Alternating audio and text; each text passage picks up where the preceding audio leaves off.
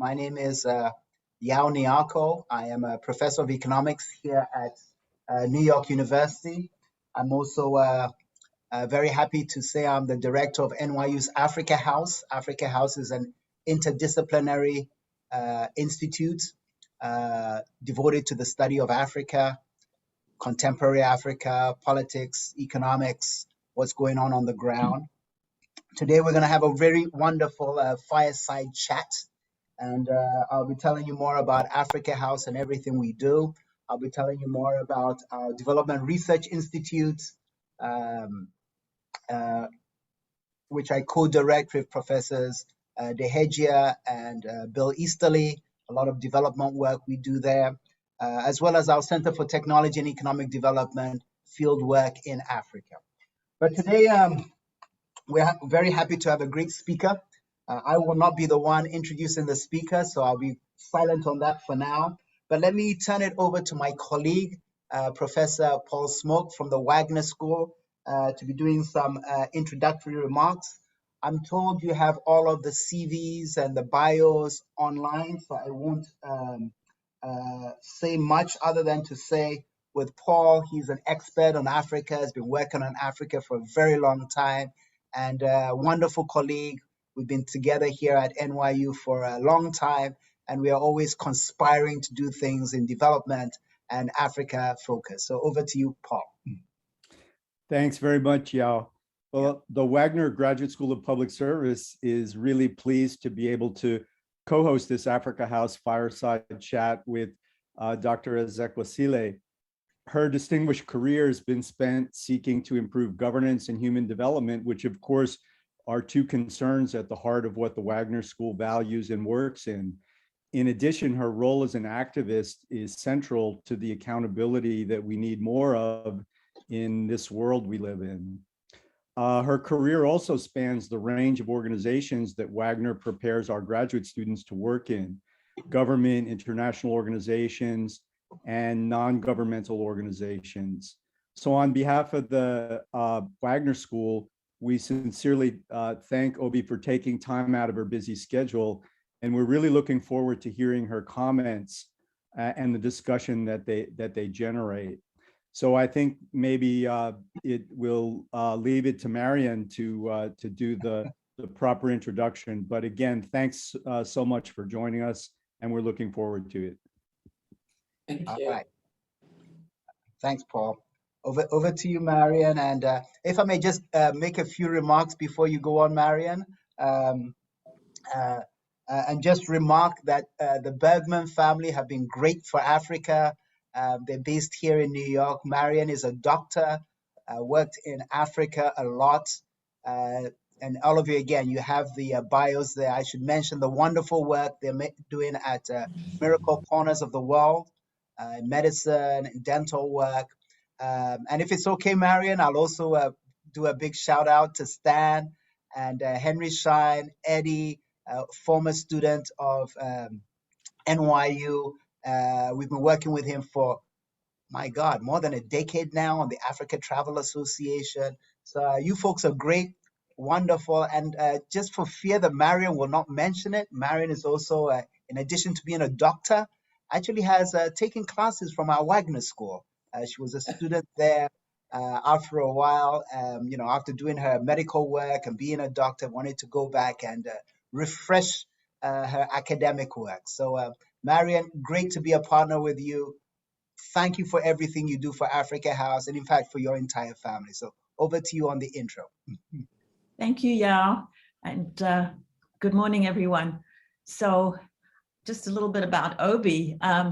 My family have known Obi Ezekwesili and her family for almost 2 decades now.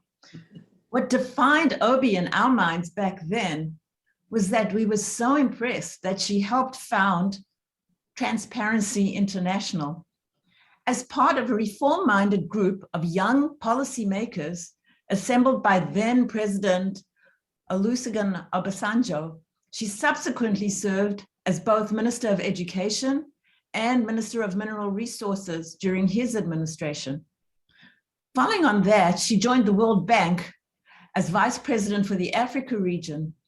She was the most senior official covering the continent and based in Washington, D.C. at that time. And it was then also that we had the privilege of spending quite a bit of time with Obi.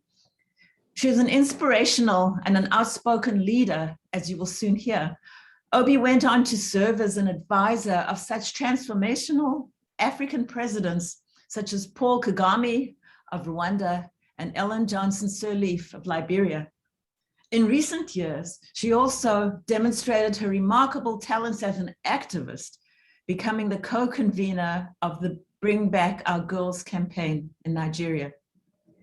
In 2019, she also was the presidential candidate in the Nigerian elections. Obi founded and chairs the School of Politics, Policy and Governance, also known as SPPG. This was established by the Fix Politics Initiative, which she also co-chairs. Currently, she's the president of Human Capital Africa and senior economic advisor at Africa Economic Development Policy Initiative. Obi is also senior fellow at Yale University's Jackson Institute for Global Affairs and was a Richard von Weizsäcker Fellow at the Robert Bosch Academy in Berlin, in Germany.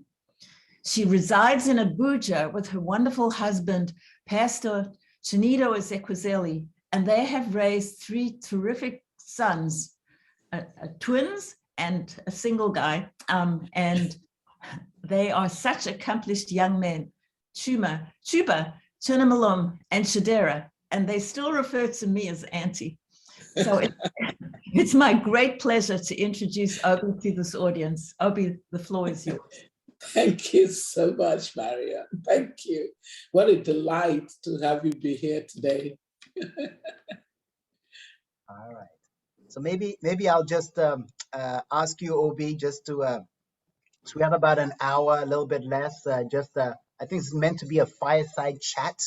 And I think the word fireside chat came from, was it Roosevelt?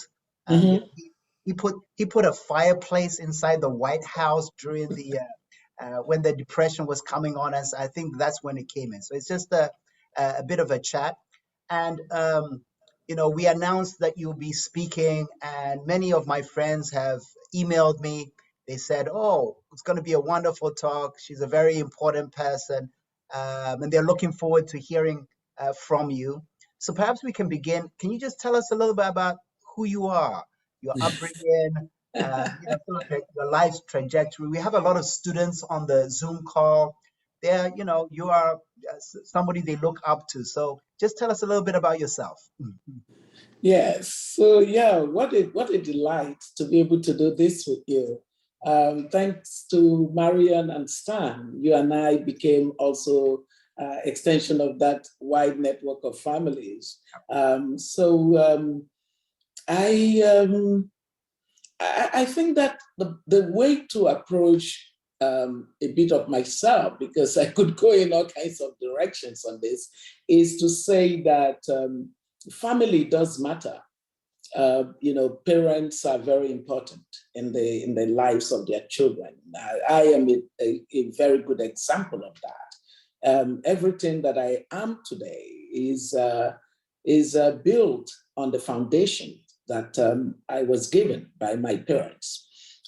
So I normally say to people that our dad used to say to us that you don't wake up and say you're leading. You wake up to say, I am serving, and that, you know, through service, you lead. So I do have his mantra all the time ringing in my head. I serve, therefore I lead. You know, so it's service before leadership. And that showed up in my growth. Having been their first child, I was very much in charge of the home and made sure that things, you know, got done well. And I was the disciplinarian that made sure that my siblings and myself were not in any way being outside of the frameworks within which we were being raised. And the 3 things that shaped that framework really were my dad saying to us that I will give you education, And, I would do everything possible with your mom to give you the best education possible. And then he said, I would give you values so that your family rooted in values, because according to my dad, values are so important. They are inexhaustible currency of life. And he would say to us, and a lot of the young people that I mentor have heard me say this often, he would say to us that, character is not complete, integrity is not complete until it is consistent.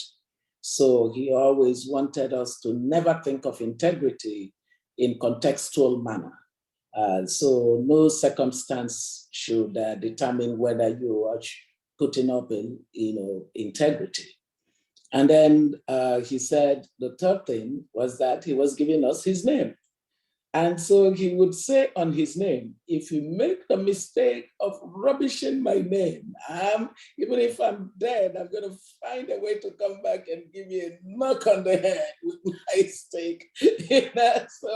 So you can imagine that kind of an environment, and an environment where his thesis on values really could be summed up as what he said to us. We may not be rich in finance, but we're wealthy in values.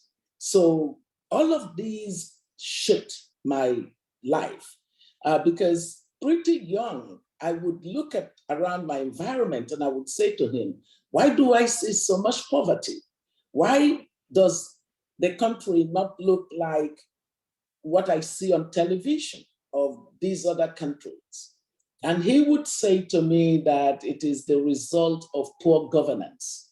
And so very young, I could connect poverty to the lack of good governance. And, one of the memorable days of my life, my mom always remembered it, was me saying to my dad, when I grow up, I'm going to fix that bad governance. And from my mouth to God's ears, right? Because subsequently, as I grew in life, I was privileged to be one of those that co-founded Transparency International. After having, graduated undergrad, done my youth service, national service, which is like a Peace Corps arrangement, and then done my master's, and then I trained as a chartered accountant with Deloitte and Touche, in Nigeria, and so I became one who not only cared about my professional career path, but I was very interested in what was going on within society. And so I had a voice very early on. I was mixing my life in the private sector because I went on into the financial services sector of the country. I was growing there, and at the same time, I was very, very vocal about issues of governance, and it was under military rule. So I became, at some point, a leader of the Concerned Professionals, which was a public interest group of professionals, mostly CEOs and people in their professional work who were against the truncation of democracy, the fact that elections held and were aborted and annulled. So we took a stand, which was very unusual. Normally, CEOs of organizations in Nigeria don't look at the politics or anything to do with that. So, but not this time around in the 90s, early 90s, 1993. So that for me was a culmination of all I had been doing in consistent to what I had said to my dad, that I was going to grow up and fix governance. Now, subsequently, as a very strong voice on the transparency matters, I was delighted, or perhaps I would say I was quite proud to have been part of the evolution of the Transparency International into a research organization that focused on looking at corruption perception index. And the corruption perception index, by the time it was innovated and the first result came out, my country came out as the perceived most corrupt country in the world. Well, I don't need to tell you that the military did not find that funny. And so I was called Conspiracy International. and I went through all kinds of, hard times as a result of that. I ended up in a Berlin office in Germany. And then from our Berlin office in Germany, went on to Kennedy School, as you know, Yale, and began my journey into the world of policy, because I met a fantastic woman, Professor Shelley Williams, Baroness Shelley Williams of England, who said to me, as I was preparing to return to Europe to commence a PhD in international law, she said, Obi, no, it's not international law your continent needs. What your continent needs are people who are trained in policy. Yeah. And that was it. That changed my path. And so I stayed on at the Kennedy School and, also then began to work for Professor Jeffrey Sachs. And that work ended up in my needing to go home to direct a program that we designed to support the government of Nigeria, which commenced after many decades of military rule under President Olusegun Obasanjo. So I went home to work on the Harvard Nigeria Economic Strategy Program. And it was meant for me to be home for just 2 years. I don't need to tell you that I ended up staying 6.5 years and doing the various things that you talked about and Marion talked about in her introduction. So, and then moved on from government into the World Bank, and then left the World Bank and did all these other things and still doing these other things. But the consistency in my journey has been a strong, almost an obsession for us to herald good governance on our continent, because it is very clear, it is analytically clear that without good governance, we don't stand a chance of becoming the prosperous society that we could be for our people. Excellent, excellent. And so let me push you a little bit on this. One thing I haven't heard you say that I want to sort of explore a little bit is, being a woman, what are the issues you faced? Was it a big deal? Was it not so big deal? I mean, as you know, at least in West Africa, we know our women are extremely strong. I mean, that's the type of the West African, very strong woman. I was raised by very strong women, very powerful women. So if you could just talk to that, the pluses and the minuses, You really got me on this one. So your parents, your mother, your grandmother would definitely have been contemporaries of my own mom and my grandmom. And these were two women that were fierce. I mean, they were riot acts on their own, in stormy petrels. And they just had a firmness about them and an understanding of their role in the world. And they were fortunate in the sense that they had families that also believed in the fact that they couldn't be put down just because they were women. Yeah. And so I grew up with a mom and a dad who were totally committed to the idea of all of us having equal rights in the home. I did things in the home not because I was a girl, but because I was their child. And so my brothers also had to learn to do the same things that I did. There was that division of labor. My father always emphasized it and said, that, that my gender didn't matter, that what mattered was me showing myself to be a person of knowledge. And that, that was why he was investing in us, in the education, and not sparing anything to give every one of us. So equal opportunity, which is what we keep saying is important, that you don't hold the girls behind, and advance the boys, and just simply because of their gender. So that equal opportunity gave me that leg up, compared to some of the other daughters of other families that could have been told you can't go too far. I do recall a family, a member of family saying to my dad, your daughter is very assertive. If she gets too much education, are you sure any man would marry her? The typical talk, like, this.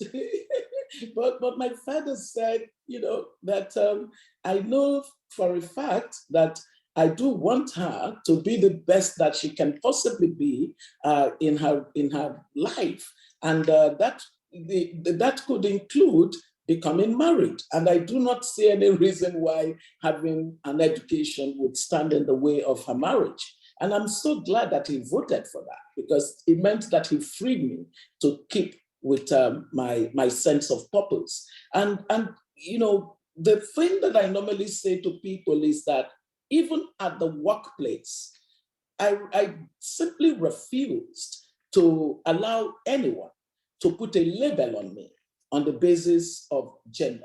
And I would fight even for those others that people felt they could run over simply because they are women.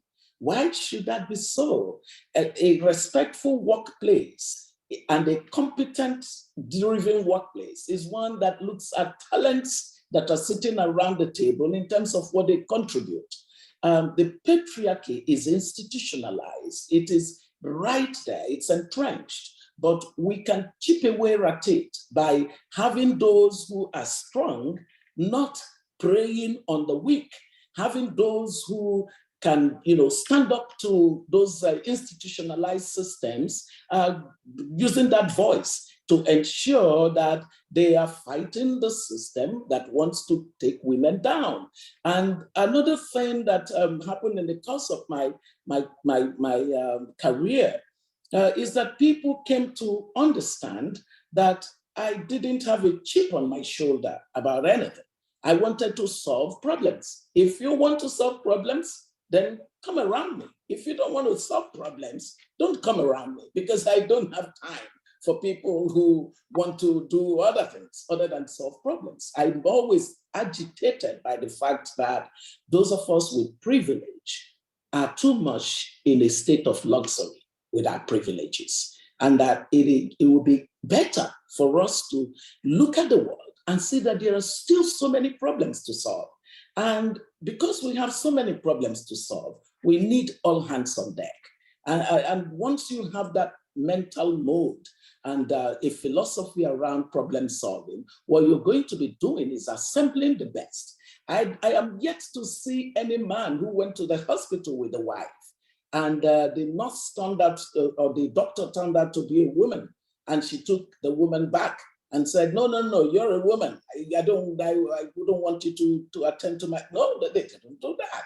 So, this contextual ideas of taking down women is definitely not a reasonable thing for anyone who is reasonable.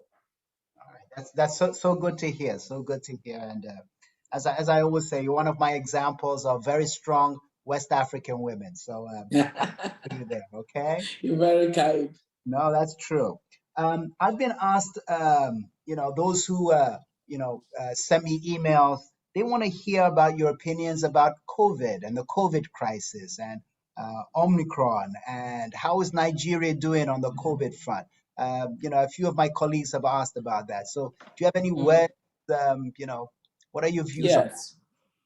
So we all already know that contrary to the initial expectation that Africa would be ridden with dead bodies on the streets for many reasons that are being canvassed. I think that scientifically we would get to learn more as things become more organized around reviewing what has happened thus far. But just the demographic of our population has helped us considerably because we're a very young population. Median age on our continent is less than 20. I think it's about 18.7, and that matters. Also, the conditions around the tropics and some of the possibilities that it accords did help. But the truth is, we are suffering more lasting impact of COVID. Beyond the loss of lives. I think in terms of fatalities, we have been spared when compared to the rest of the world because we're perhaps just about 200,000, which is significant. I mean, you can't lose 200,000 people, can't even lose one person and be clever, just nonchalant about it. But when you stack that against the kinds of millions of lives that have been lost around the world, maybe the divine just looked at us with so much mercy and decided these ones with their parlous health systems, with their poor governance systems would not stand a chance at all. So he decided, okay, you know what, COVID, you're not going to be taking them out in such numbers. However, guess the part of it that has been terrible for us. It's been because COVID has been about impact on life and livelihoods. So on the livelihoods part of it, the economic impact of COVID, we have not been spared at all. I mean, well, whereas you had an average, stimulus package, economic stimulus package that countries in advanced economies, passed in order to support their citizens and their businesses over that period in trillions. On our continent, the average stimulus package was probably about 1.5% of GDP of countries. And even at that, those packages were not well spent in many instances. So you did ask about Nigeria. One of the things that would be in the minds of our citizens for a very long time was to see that, some of the public officials who had responsibility for these stimulus packages, these reliefs for citizens, actually hid them away, hid them away in warehouses to, misappropriated them, basically pillaged, looted these resources. Whereas families whose livelihoods had been aborted by COVID, were crying for help. So we do have a part of the COVID story that is not a very good story by any stretch of imagination. Now, you look at the issue of vaccination. Our continent is less than 5% of anything to do with those vaccinated. And that's terrible. The access to vaccine, the fact that the Europe and the UK can block the production, the manufacture of vaccines on our continent by our own manufacturers on the basis of WTO rules at a time of a global pandemic that does not need a visa to go from one place to the other. It just tells you that, the multilateral order and system is skewed so badly that even at a time that we need collaboration, we're failing to do so. And so the vaccine inequity and inequality is a colossal disaster. It is one that should make the leaders of the advanced economies in the world very ashamed that they cannot come to the place where we can actually solve our global public bads together. in an efficient way, in a way that does not distort the markets, because I do believe in the power of the markets to remain efficient. But when you have conditions like this, there is a way that the public sector and the market can come to the table in order to ensure that incentives are not distorted, and yet lives are not lost for no reason. Then the other part of it is the latest one of the variant of Macron. And you see the way that this is being handled, and you just shudder. You just shudder. I mean, China must be sitting somewhere having a good laugh at the world, but because China refused, and I did write an article on that the lack of transparency of China was a disservice to the world. The fact that it chose opaqueness in the way that it handled the early information it had on this disease was a disservice to especially people on our continent who are having to pay a huge price for something that they had no hand in. But today, look at what we're facing.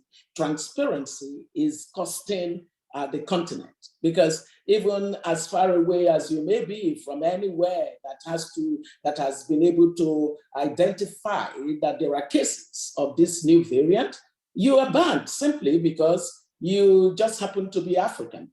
And so, yeah, what I have said is that it's about us. The problem is with us. We need to build our continent. We really need to master the art of governing ourselves well, so that we become as prosperous and as economically powerful as can be, so we can hold our own in the global committee of nations. I mean, there is absolutely no reason why the great power contest should be done over our heads. We shouldn't be the playground of any two powers that happen to be competing at any point in time.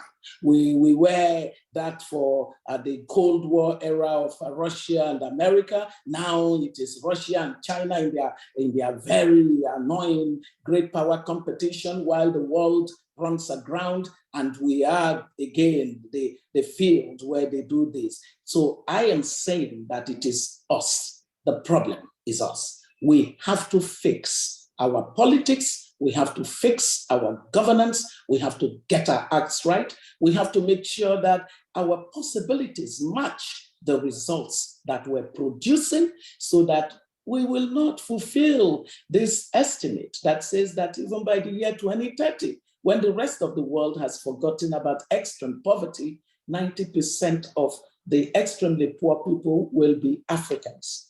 This is not something I'm looking forward to. So this is all great, wonderful.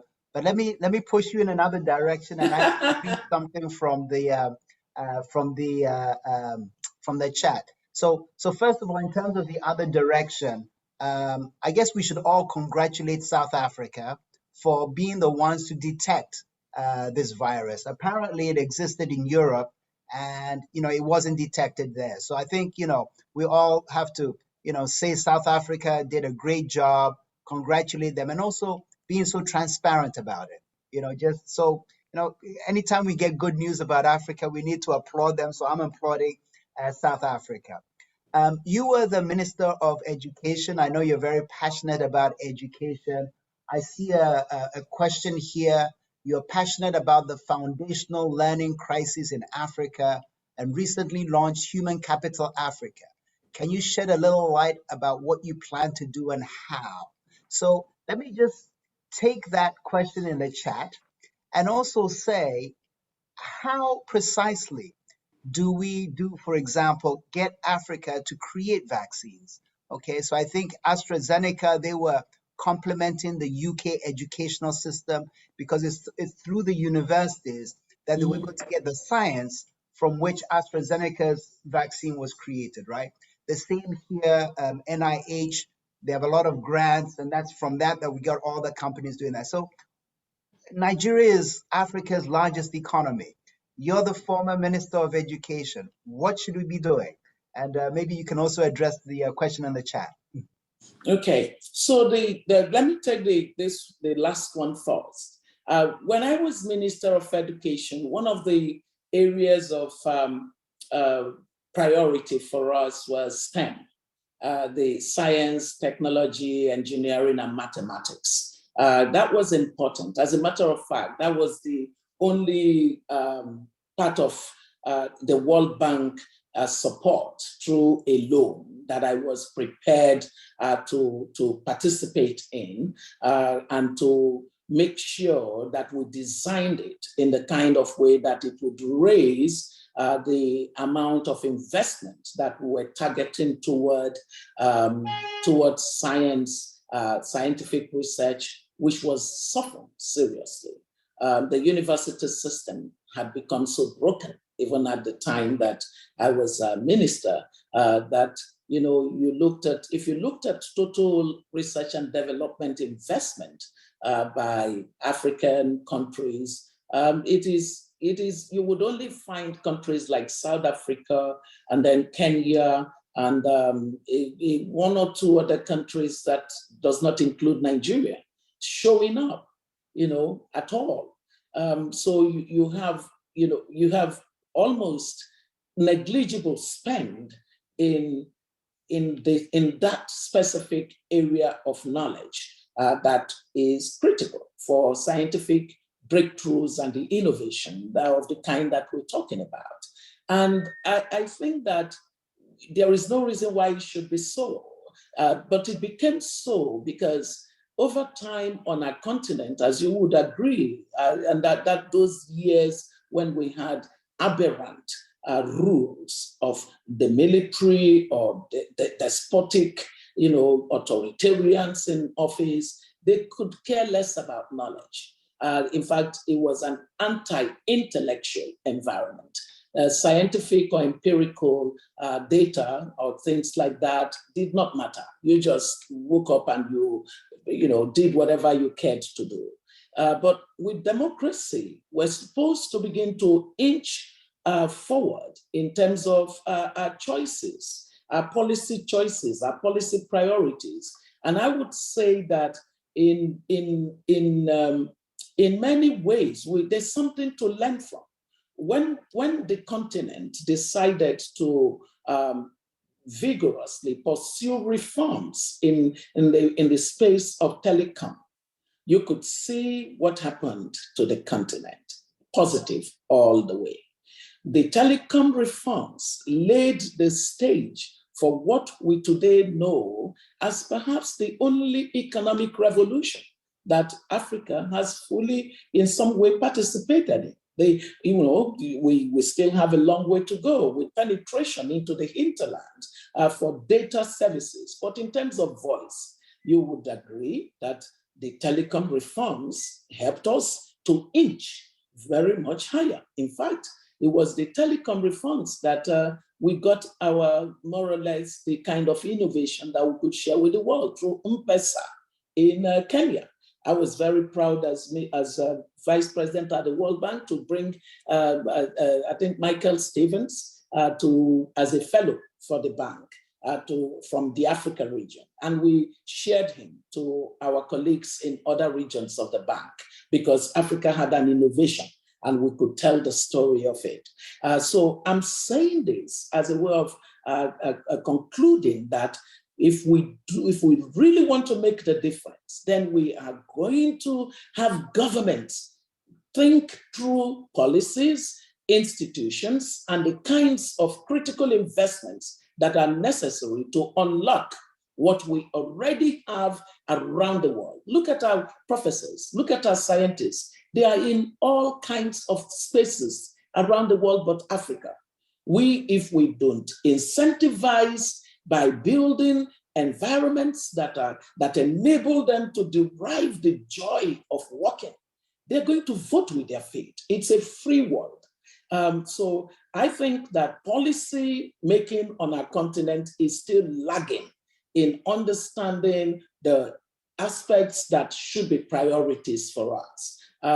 Also, I think that even while our people are in the diaspora, if we are sensible with policy, we can still connect them in many ways. What stops us from launching a massive African scientists around the world initiative to crack the code of this vaccine development. We have sufficient gravitas, and we have sufficient knowledge spread across the world that can come to the table as African scientists to begin to move in this direction. Yao, I have to tell you, it first starts with the age of your ideas. Unfortunately, the age of the ideas of our leaders does remain dated. It remains quite so anachronistic. And so we pay the price for it. And that's why, for me, I just keep trusting that we would have many more young people, many more professionals vote for politics, because we left politics to the lowest common denominator in our continent, and we pay the price for that indifference. And then to the question on foundational literacy, it is something that was driven by data. From the moment I left the bank, I wasn't yet 50 years when I left the bank. I left the bank and then was going to celebrate my 50th afterward. And so the following year after I left the bank 2012, I was going to celebrate my 50th 2013.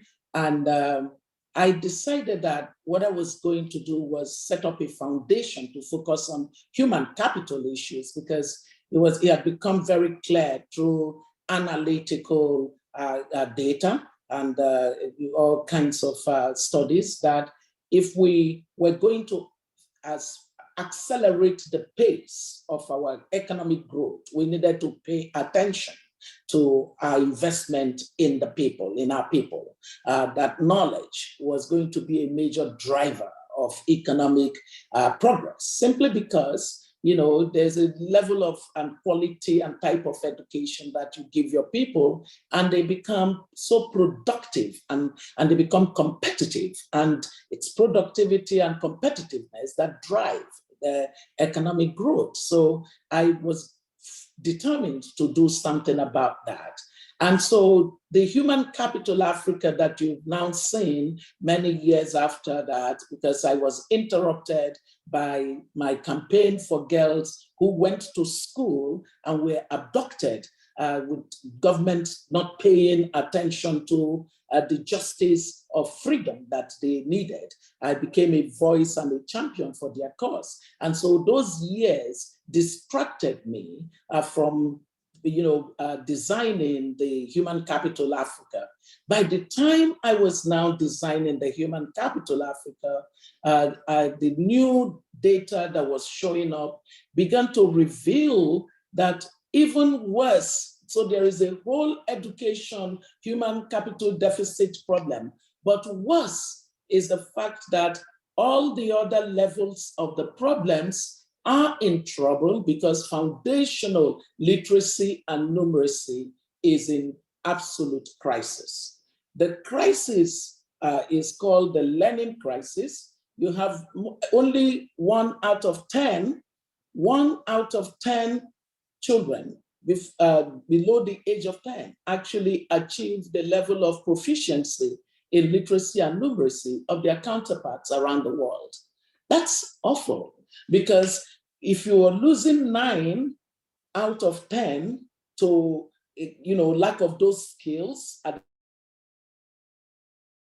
every other level going forward. So we must concentrate a lot of effort on correcting this foundational issue. And so that is why Human Capital Africa started off with it. And we're going to go, we're going from evidence to action. We want to assemble the evidence that shows the problem, but also the solution. We're also going to advocate until there is political and policy salience of the issue, so that those who need to take those measures will take them. We would also hold the feet of those who have to implement things to the fire. So there is the accountability aspect of it, because we can't afford to leave the children of the poor behind. They are the ones that are caught in the trap of poor literacy and numeracy skills. Wonderful. You sound, all of this sounds great to me. So I can't resist asking this question. So forgive me if it's inappropriate, but are we going to be referring to you as President Ezekwesili very soon? You know, so I have to say to you that I beat my phobia for politics by going into politics, right? Which was a shock to many people. Everyone who knows me, I mean, like people who really know me, they were like, "What, Obi? Politics? Come on!" You know, and they could tell that, you know, that came out of a deep-seated frustration at the fact that, you know, we have this serial failure of governance to be responsive to the needs of the people, and even when pointed out to governments, to the governments feel it is rude for citizens to say that they are not doing well. How can you feel affronted when your citizens that you're governing under the rules of social contract that any democracy is built on, how can you feel affronted that they demand for accountability? I had enough of it. So I decided, okay, whatever may be, I'm just going to go into this politics so that it can also send a signal to people like me, the young people, the women, that they can enter into this political space. I went into that political space and learned even more why we cannot leave politics to the politicians on our continent. Yeah, you can't stay in New York forever.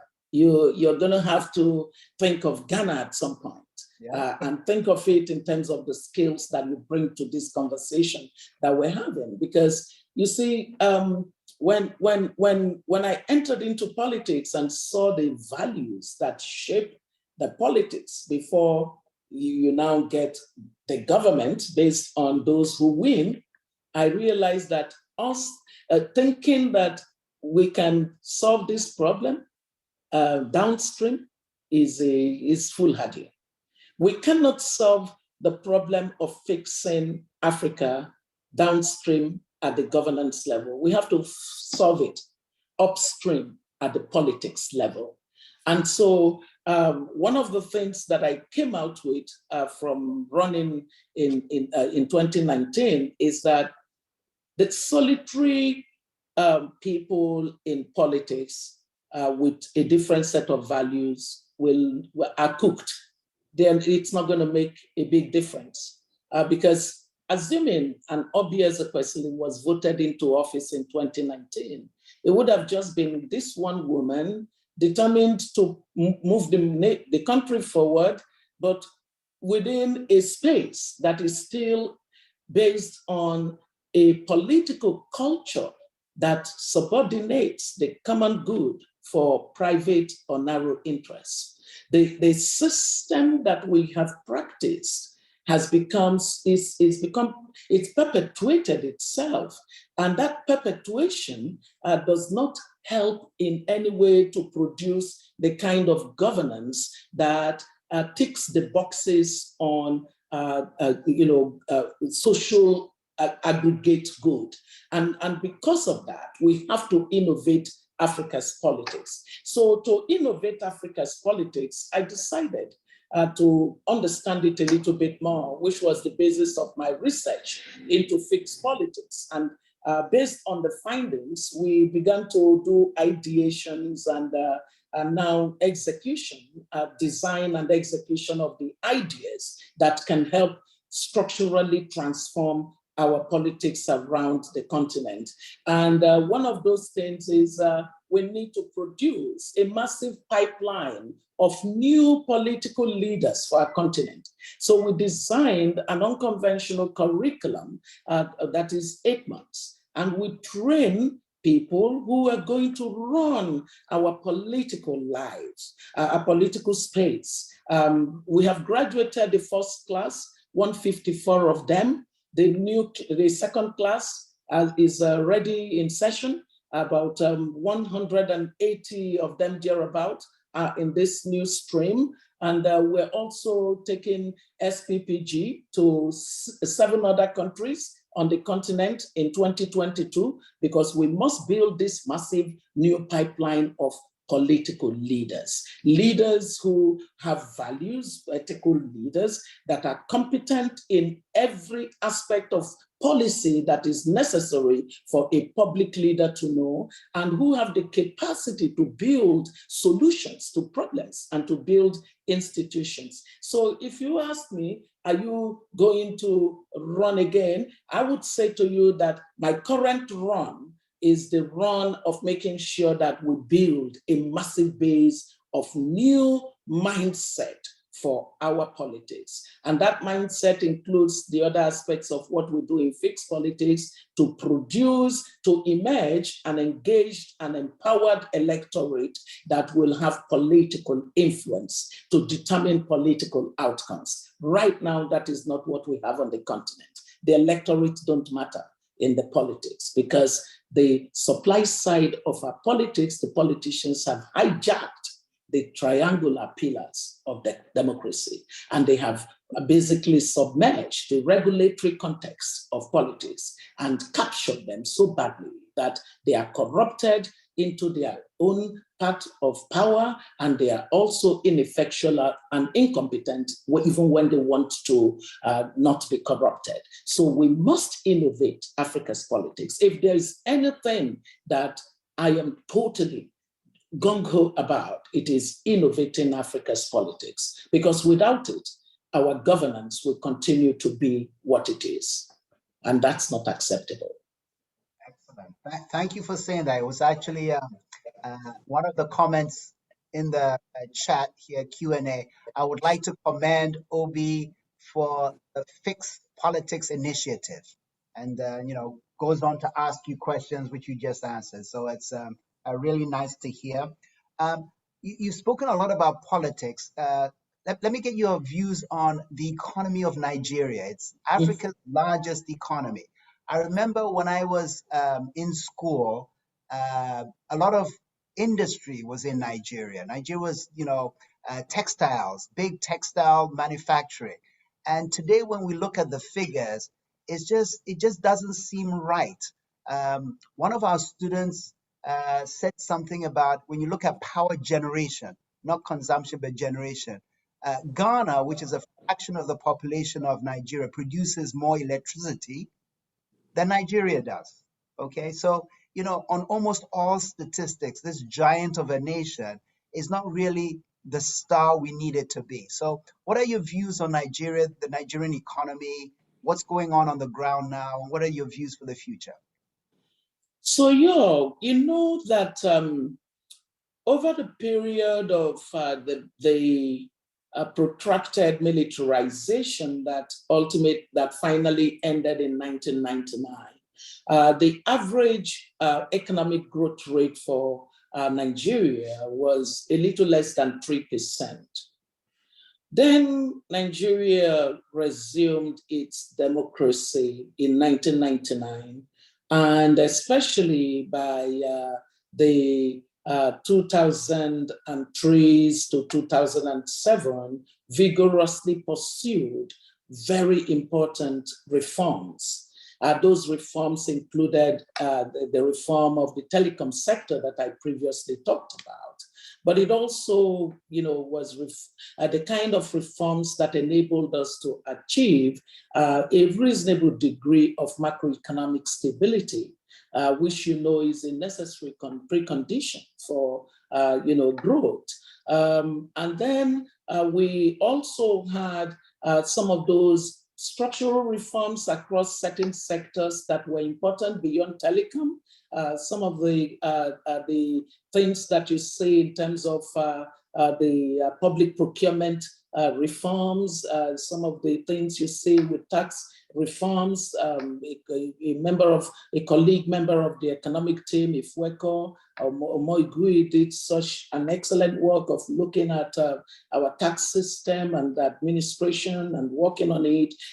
Then we had budget reforms, bringing some level of efficiency to and transparency to the budget process. We had things that looked at the oil and gas and mineral sector to bring transparency to it. I was responsible for both that and the procurement reform because we reformed, we became the country that signed on to the Extractive Industries Transparency Initiative, and we appropriated it as NEITI, Nigeria Extractive Industries and Transparency Initiative, and a whole load of other reforms that were important for unlocking, for unleashing growth. And you know what? It actually worked because we imposed on ourselves very stiff reform measures that even the World Bank and the IMF were surprised. And they said, we would give you some money from the fund. And we said, we don't want your money. We just need you to monitor our reforms and to give an assessment of the reforms. And that's how we, they innovated a particular instrument of monitoring and used that as a basis for our relationship at that time. And those reforms ultimately led to the debt cancellation that we got, that reduced our debt level considerably to a book value of less than $10 billion, and to write off 38 billion. So it was a really important time in our economy. And guess what happened? In that period, we began to grow at an average of 6 to 7% annually. And we actually managed to achieve single-digit inflation. So all of this is to say that in terms of macroeconomic reforms, as well as sectoral and structural reforms, we were moving in the direction of the rest of the world that had treaded the path of economic growth and development. And the results showed. This was also an economic team that was market friendly. It understood that the remit of government was to be a facilitator, an enabler, an encourager of the needed investment from the private sector. And it was in the season that we got the large flows into sectors of our economy, because FDI is absolutely important to solving the problems of development. So we grew at an average of 6 to 7%. When you look at the growth trend or any graph that captures historical growth trend of Nigeria, you would see that season. It stands out up until today. Now, guess what stood in the way of the continuity of that process? Politics. Politics, politics, because you see, the next level of reforms should have simply built on what was already a winning number, right? Because, like the Americans say, if it ain't broken, don't fix it. So it wasn't broken, but politics and the efflusion of politics and all of the dealings and the willings of politics made the path that was already leading to success to become abandoned.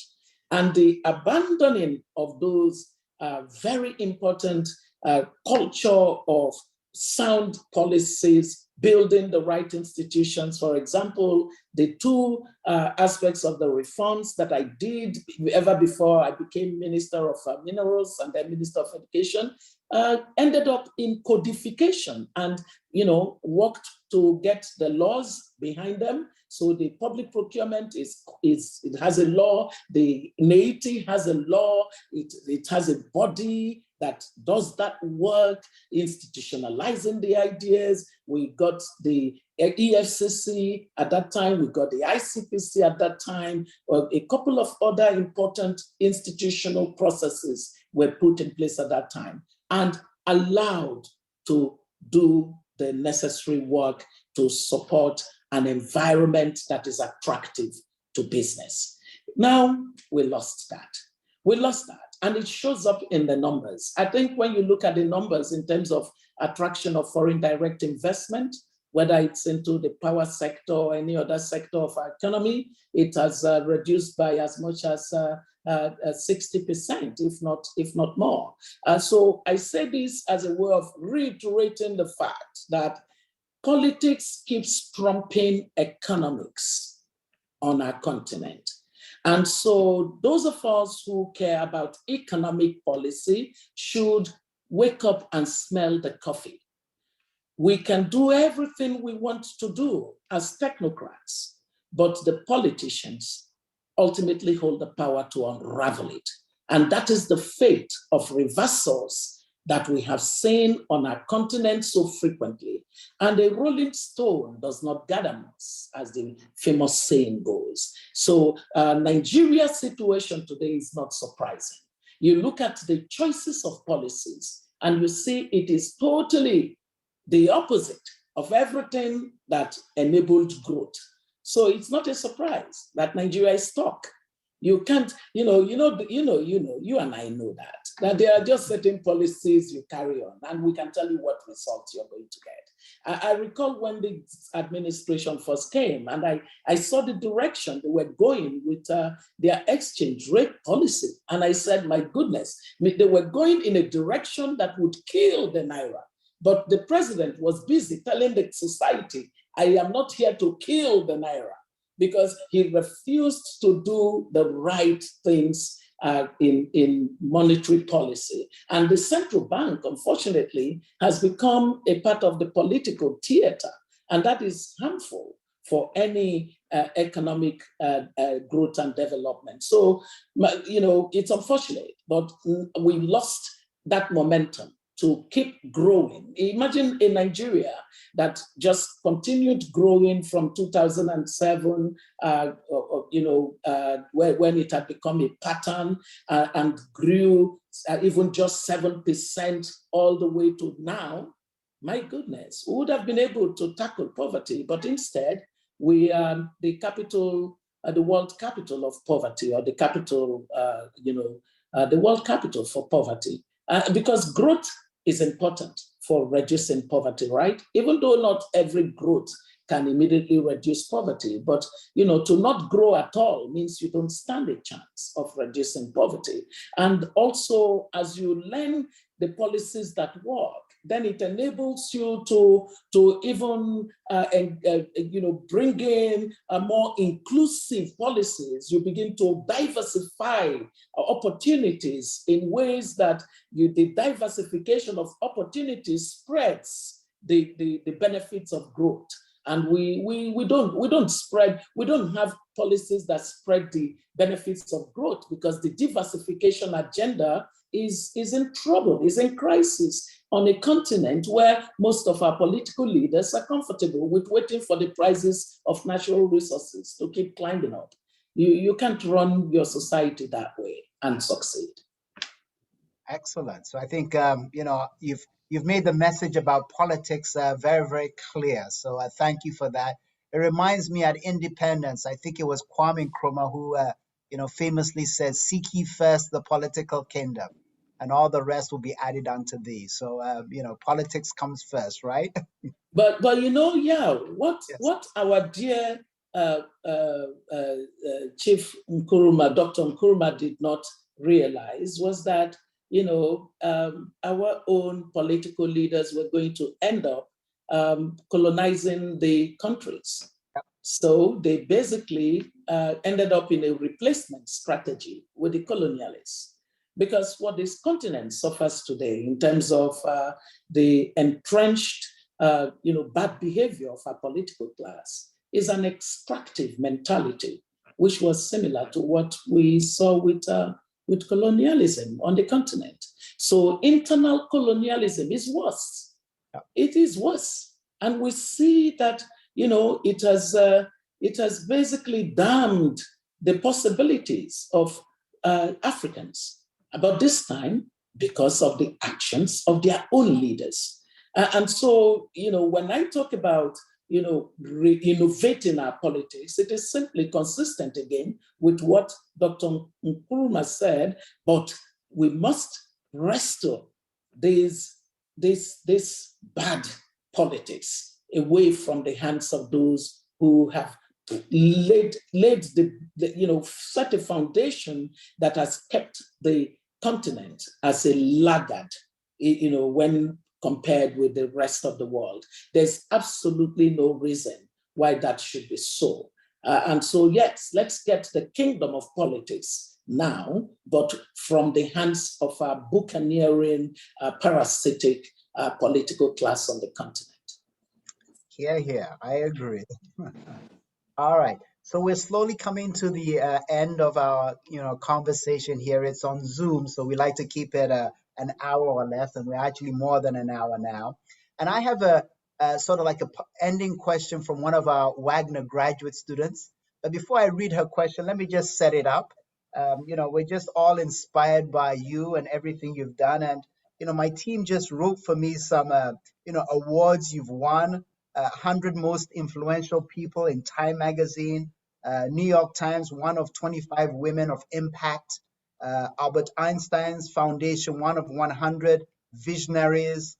You served on a number of boards, 2018 Nobel Prize, Peace Prize nominee, decorated with the highest medal in Nigeria, National Award of the Commander of the Order of the Republic. It's the third. It's the third. It's the third, but it's the third most. Well, I don't know what that is. I think that it was the highest. We'll take that, okay? But all of that is to say you've done remarkably well. An inspiration to many. And one of our Wagner graduate students just said the following: "Thank you so much, Ma, for your brilliant responses. I really love the intentionality of building a new breed of politicians. I am from Nigeria, and I would like to know your thoughts on the top tips a female policymaker or politician must bear in mind when stepping into the Nigerian or African leadership terrain. Thank you." So over yes. So for you to be thinking of stepping into that space at all, it does show that you're thinking well, you're thinking right. Because I do say to people that we need a private sector and we need a public sector, but we're not going to get an efficient and effective private sector on our continent until we have the right kind of public sector. Right now, our public sector isn't serving our businesses well at all. So seeing that you're graduating from this prestigious school and thinking of doing that work at home, I applaud you. That's number one. Number two is that, now you have the analytical tools, the kind of knowledge, you have the kind of network that is absolutely important for anyone who's going to go on the kind of visionary and missionary as well journey that you will embark on. The first thing that you need to do is to identify even at home, who your allies would be. You need to build an important network of people who are thinking similarly like yourself, people who have gone ahead of you who can mentor, and I definitely offer myself to be accessible to you. I would share my contact details so that we can be in touch. You need that. And then you're going to need to read and read and read. Read everything possible, because knowledge is for me, after partnerships, that is, knowledge is the second most vital resource that you have to take hold of.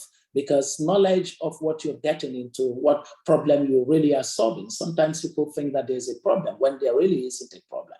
And sometimes people define a problem badly, and so they cannot solve it. So you have to acquire knowledge about, the issues that matter to you. And then, of course, finance is a very distant number 3. And I always say to people that, when you have the brilliant idea of what you have to do, finance finds its way to you. Excellent. So I think we're going to have to wrap up now. I would have loved to have continued this for another 2 hours with you and drill in a bit more on, Nigeria and your views and the internal things. But unfortunately, it's on Zoom and it's, it's very hard on many people. So we're going to end here. Thank you for volunteering your number for the our NYU Wagner student. So she should feel free to be in touch. Thank you for your continued partnership with us. I know that my colleague, Professor Paul Smoke, and I were conspiring to try and get you more involved with NYU. We also thank the Bergman family. We've been conspiring with them too to get you more involved with NYU as well. They are a wonderful family. I think the two of us have been recipients of their welcoming and inviting us to their place and all of that. Yes. So we look forward to conversing with you, continue the conversation, and really on behalf of NYU Africa House, on behalf of the Wagner School, on behalf of the Bergman family, just want to thank you for coming and thank you for your wonderful fireside chat. We've learned so much from you. You've inspired a lot of the students, as I can see from the chat. There are actually a few more questions there that I just simply couldn't get to because of time reasons. So just want to applaud you, wish you Godspeed, and big round of applause for Obi. Thank you so very much. Thank you to you. Thank you to Paul. Thank you to Marion and Stan and Eddie. I am so grateful to you. And I look forward to staying engaged. God bless you all. God bless you all too. And I also would like to thank my own team, Andrea, Nathan. Yes, Andrea has been fast. And thank you, Andrea. She made this work together with the rest of the team, of course. Yes. Exactly. Obi is a very busy person, so fitting it into our strange academic calendars was a big chore. And they've done a wonderful job keeping me honest. And so Andrea and the whole team, thank you all, okay? Big shout out to all of you. Thank you. Bye-bye. Thank you, everyone. Bye-bye, Thanks to the listeners. Thank you for spending your time with me. Bye-bye. Yes,